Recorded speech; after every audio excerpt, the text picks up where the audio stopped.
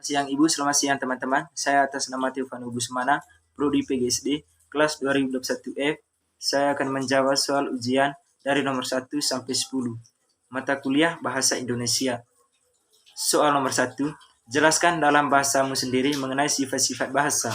Yang pertama, bahasa menurut manusiawi, artinya suatu komunikasi antara sama manusia, baik menggunakan bahasa lisan maupun secara tulis. Yang kedua, bahasa manusia bersistem, artinya bahasa yang digunakan dan disusun secara teratur yang berpola secara tepat dan dapat dikaedahkan sehingga terbentuk sistematis. Yang ketiga, bahasa bersifat arbiter, artinya bahasa yang berubah-ubah, yang tidak ada kaitannya dan hubungan dengan konsep yang ditetapkan. Yang keempat, bahasa bersifat konvensional, artinya adanya kesepakatan dalam suatu masyarakat untuk menyebut suatu benda dan pastinya bisa dipahami oleh semua orang. Yang kelima, bahasa bersifat simbolik, artinya suatu kata yang tidak mempunyai hubungan secara langsung dengan kenyataan. Yang keenam, bahasa bersifat non-instinktif, artinya bahasa tidak diharuskan untuk melakukan secara turun-temurun atau genesis. Soal nomor 2, jelaskan dalam bahasamu sendiri mengenai hakikat atau konsep bahasa. Menurut saya, konsep bahasa merupakan alat komunikasi antara manusia dengan manusia lain untuk menyampaikan suatu ide atau perasaan dan disampaikan secara lisan dan tulis. Soal nomor 3, jelaskan dalam bahasamu sendiri mengenai sejarah bahasa Indonesia. Seperti kita ketahui bahwa secara teori, bahasa Indonesia lahir pada tanggal 28 Oktober 1928. Pada dasarnya, bahasa Indonesia berasal dari bahasa Melayu. Maka dari itu, sejarah perkembangan bahasa Indonesia tidak terlepas dari perkembangan bahasa Melayu. Tersebarnya bahasa Melayu antara lain melalui komunikasi dan perdagangan, penyiaran agama, dan sebagainya. Soal nomor 4, jelaskan dalam bahasamu sendiri mengenai fungsi kedudukan bahasa Indonesia sebagai bahasa nasional.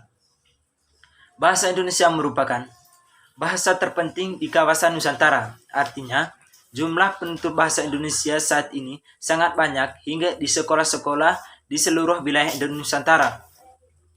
Pada saat itu, menggunakan bahasa Indonesia sebagai bahasa pengantar. Itulah sebabnya bahasa Indonesia mendapat kedudukan sebagai bahasa nasional.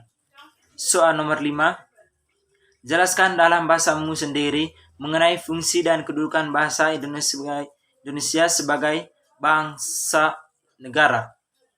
Dalam Undang-Undang 1945 Bab 15 Pasal 36 ditetapkan bahwa bahasa Indonesia adalah bahasa negara, yang artinya fungsi ini telah dikukuhkan dalam Undang-Undang 1945. Dengan demikian, selain kedudukan sebagai bahasa nasional, bahasa Indonesia juga berkedudukan sebagai bahasa negara. Adapun fungsi adalah sebagai berikut. Yang pertama, bahasa resmi kenegaraan. Yang kedua, bahasa pengantar dalam dunia pendidikan. Yang ketiga, bahasa resmi untuk kepentingan perencanaan dan pelaksanaan pembangunan nasional serta kepentingan pemerintah.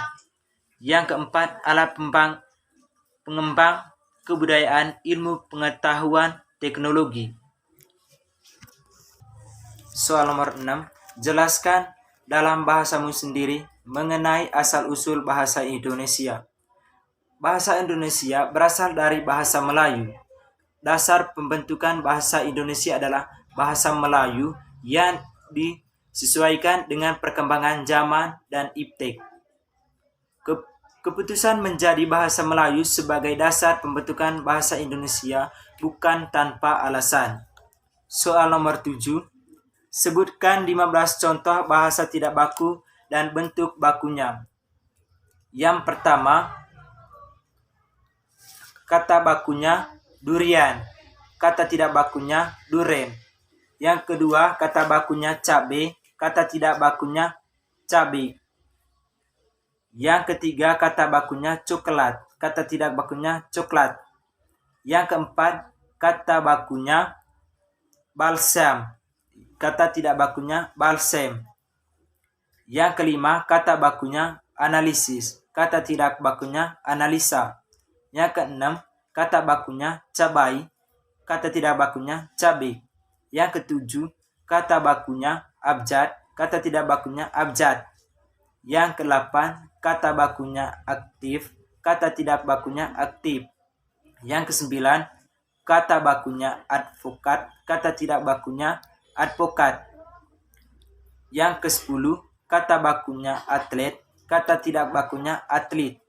Yang ke-11, kata bakunya belum, kata tidak bakunya belum. Yang ke-12, kata bakunya cedera, kata tidak bakunya cedera.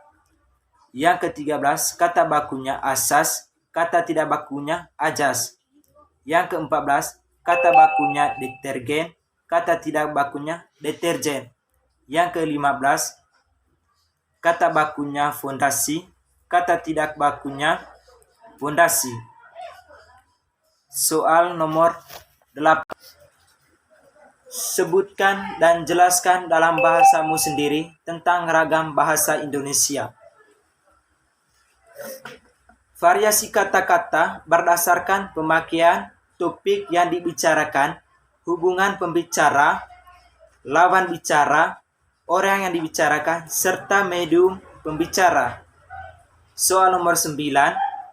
Apa perbedaan ragam lisan dan ragam tulis? Yang pertama, ragam lisan adalah bahasa yang dilafalkan langsung oleh penuturnya kepada pendengar atau teman bicaranya. Yang kedua, ragam bahasa tulis adalah bahasa yang hanya dapat muncul dalam konteks tulisan.